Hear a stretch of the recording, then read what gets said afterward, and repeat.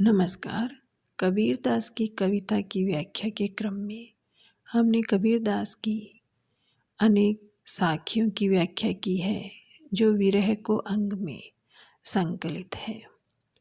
आज हम कबीर के पद की व्याख्या करेंगे। कबीर की जो पदावली है उसमें कबीर के विभिन्न दृष्टिकोणों को बड़े ही सुंदर पदों में संकलित किया गया है।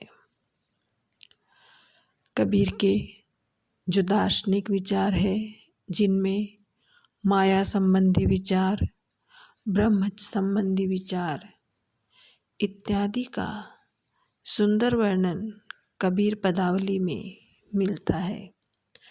इसके अलावा भक्ति और ज्ञान से संबंधित कबीर का पक्ष या तत्कालीन समाज की विषमताओं का वर्णन, कबीर की रहस्यवादी भावनाएं इत्यादि की सुंदर अभिव्यक्ति कबीर पदावली में हुई है। कबीर पदावली हिंदी साहित्य में महत्वपूर्ण ग्रंथ माना जाता है। जो प्रस्तुत पद है, दुल्हनी गावहु मंगलाचार, यह कबीर का बहुत ही सुंदर पद है। इसमें कबीर ने आत्मा के परमात्मा से आध्यात्मिक मिलन का वर्णन किया है। दुल्हनी गावहु मंगलचार, हम घरी आए हों राजा राम भरतार, तन रत करि में मन रत करि हूँ पंच तत्व बराती, राम देव मोरे पाहुने आए मैं जो बन में माती, शरीर सरोवर बेदी करी हूँ ब्रह्मा वेद उचार, राम देव संग भांवरी ले हूँ धनी धनी भाग हमार, सूर 33 कौतिक आए मुनिवर सहज 88, कहे कबीर हम ब्याही चले हैं पुरुष एक अविनाशी। कबीर यहाँ परम पुरुष परमात्मा से अपने आध्यात्मिक मिलन का वर्णन विवाह के रूपक द्वारा करते हुए कहते हैं। विवाह का रूपक, जिस प्रकार विवाह में अनेक कार्य होते हैं, कार्यक्रम होते हैं, उसी प्रकार यहाँ पर कबीर ने आत्मा और परमात्मा के मिलन की बात कही है। तो यहाँ विवाह के रूपक के माध्यम से अपने आध्यात्मिक मिलन का, कबीर आत्मा है तो ईश्वर से, परम पुरुष से, परमात्मा से आध्यात्मिक मिलन का वर्णन किया है। कबीर कहते हैं, दुल्हनी गावहु मंगल चार, दुल्हनी सौभाग्यवती नारियों, स्त्रियों, हे सौभाग्यवती नारियों तुम विवाह के मंगल गीत गाओ। मंगलचार, जो विवाह के समय मंगल गीत गाए जाते हैं, संस्कार के जो मंगलमय गीतों का गान किया जाता है, उन्हें मंगलचार कहा गया है। हे सौभाग्यवती नारियों तुम विवाह के मंगल गीत गाओ। क्यों कहा जा रहा है ऐसा? हम घरी आए हों राजा राम भरतार, आज मेरे घर पर स्वामी राम परम प्रभु आए हैं। यहाँ राजा राम, रामायण में रामचरितमानस में जिस राम का वर्णन मिलता है, दशरथ पुत्र राम का जो वर्णन मिलता है, वे राम नहीं है। यहाँ पर निर्गुण निराकार ईश्वर को, परमात्मा को राम कहा गया है। भरतार स्वामी, जैसा कि हमने कई बार बात की है कि कबीर इत्यादि निर्गुण कवियों ने स्वयं को आत्मा, प्रेमिका कहा है और ईश्वर को, परमात्मा को अपना भर्तार, पति, स्वामी माना है। यहाँ पर यही बात कबीर कह रहे हैं कि आज मेरे घर पर स्वामी राम परम प्रभु मेरे भरतार आए हैं। तन रत करी में मन रत करी हूँ पंच तत्व बराती। मेरी आत्मा जो है प्रभु भक्ति में परिपक्व है। मेरे प्रभु मेरे द्वार पर आए हैं। मैं पति रूप में ही उनका वर्ण करूँगी।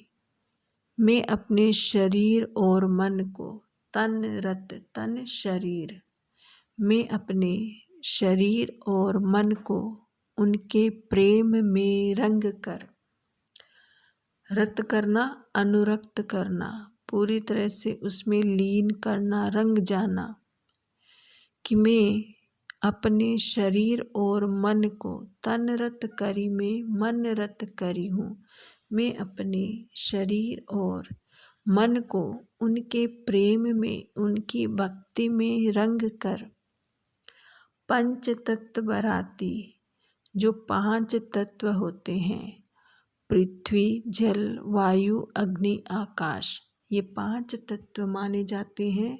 इन 5 तत्वों से हमारे शरीर का निर्माण हुआ है। पृथ्वी, जल, वायु, अग्नि एवं आकाश, ये 5 तत्व है। तो इन 5 तत्वों को बाराती कहा है। जैसे विवाह में बाराती आते हैं, उनकी साक्षी में, उनके सामने विवाह संपन्न होता है। तो यहाँ पर इन 5 तत्वों को बाराती कहा गया है कि मैं अपने शरीर और मन को उनके प्रेम में रंग पृथ्वी, जल, वायु, अग्नि एवं आकाश को बाराती बनाकर, उनको साक्षी बनाकर शरीर रूपी कुंड की वेदी पर प्रभु के साथ विवाह संबंध में बंध जाऊंगी। शरीर सरोवर वेदी करी हूँ, शरीर रूपी कुंड की वेदी पर प्रभु के साथ विवाह संबंध में बंध जाऊंगी। जैसे अग्नि को साक्षी मानकर हवन कुंड के सामने अग्नि को साक्षी मान करके विवाह में परिक्रमाएं की जाती है, फेरे दिए जाते हैं। वैसे ही कबीर यहाँ कह रहे हैं कि अपने शरीर रूपी कुंड को ही मैं वेदी बना करके, शरीर रूपी कुंड की वेदी पर प्रभु के साथ विवाह संबंध में बंध जाऊंगी। ब्रह्मा वेद उच्चार, और इस विवाह के समय जैसे ब्राह्मण, पंडित विभिन्न प्रकार के मंत्रों का उच्चारण करते हैं, उसी प्रकार कबीर कह रहे हैं कि इस विवाह के संस्कार पर स्वयं ब्रह्मा जो है वेद मंत्रों का उच्चारण करेंगे। ब्रह्मा वेद उच्चार, ब्रह्मा वेद मंत्रों का उच्चारण करेंगे। राम देव संगी भांवरी लेहूँ, धनी धनी भाग हमार। इस प्रकार शरीर रूपी कुंड की वेदी बनाकर मैं अपने रामदेव, अपने प्रभु राम, अपने प्रियतम के साथ भांवरी लेहूँ। भांवरी फेरे लेना, विवाह में जैसे फेरे लिए जाते हैं, मैं फेरे लूँगी, विवाह की परिक्रमाएं लूँगी। धनी धनी भाग हमार, धनी धनी धन्य धन्य, कि मेरा भाग्य धन्य है, मेरा यह सौभाग्य है कि मैं अपने प्रियतम, अपने परम पुरुष के साथ विवाह संबंध में बंध जाऊंगी, उनसे मेरा मिलन हो जाएगा। सूर 33 कौतिक आए। यह जो अद्भुत विवाह है, जिसमें आत्मा का परमात्मा के साथ विवाह हो रहा है, कबीर का उनके स्वामी राम भरतार से जो विवाह हो रहा है, इस विवाह को देखने के लिए करोड़ों देवी, 33 करोड़ देवता, सूर्य 33 कौतिक करोड़ों, इस संसार में 33 करोड़ देवी देवता माने गए हैं।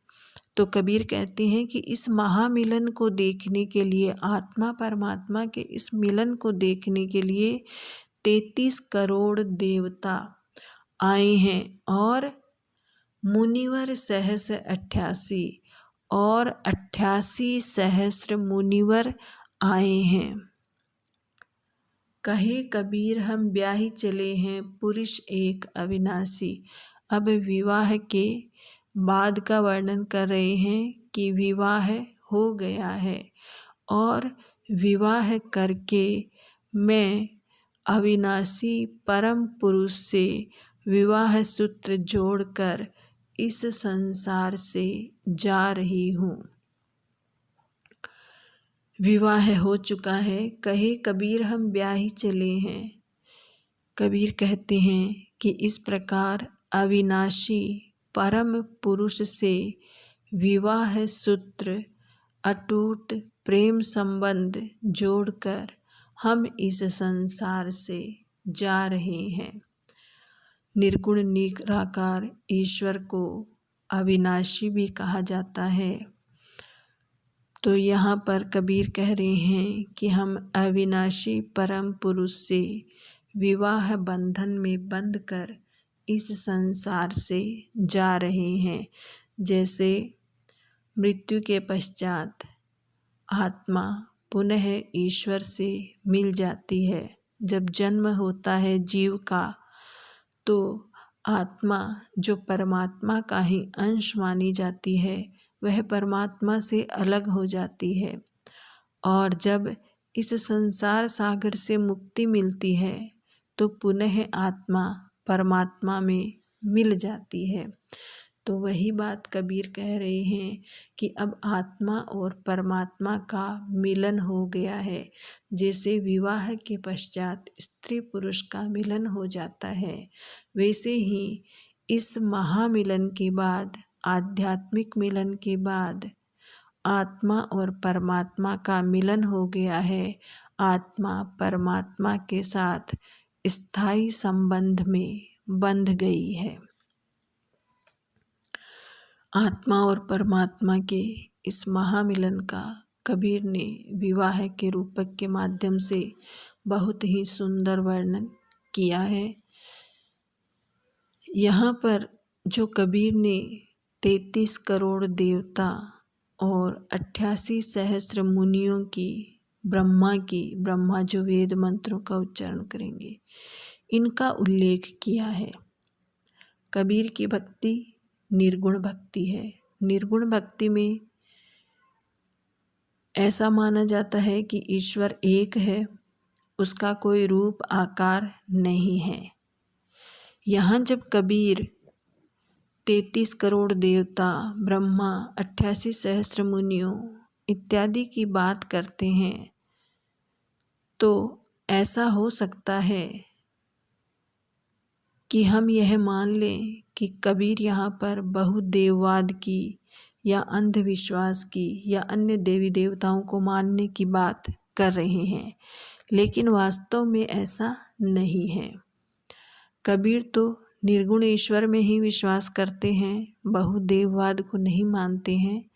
यहाँ पर उन्होंने जो 33 करोड़ देवी देवताओं की बात की है या मुनियों की बात की है, ब्रह्मा की बात की है, उनकी बात करने का उद्देश्य केवल इतना ही है कि वे इस परम मिलन, आत्मा परमात्मा का यह जो महामिलन है, जो परम मिलन है, इसकी अद्भुतता कि यह कितना अद्भुत है, ऐसा कभी नहीं हुआ, इसकी अद्भुतता दिखाने के लिए ही उन्होंने इन शब्दों का प्रयोग किया है, ऐसा वर्णन किया है। इसका कोई और अर्थ नहीं है। और पदों की व्याख्या अगले वीडियो में करेंगे।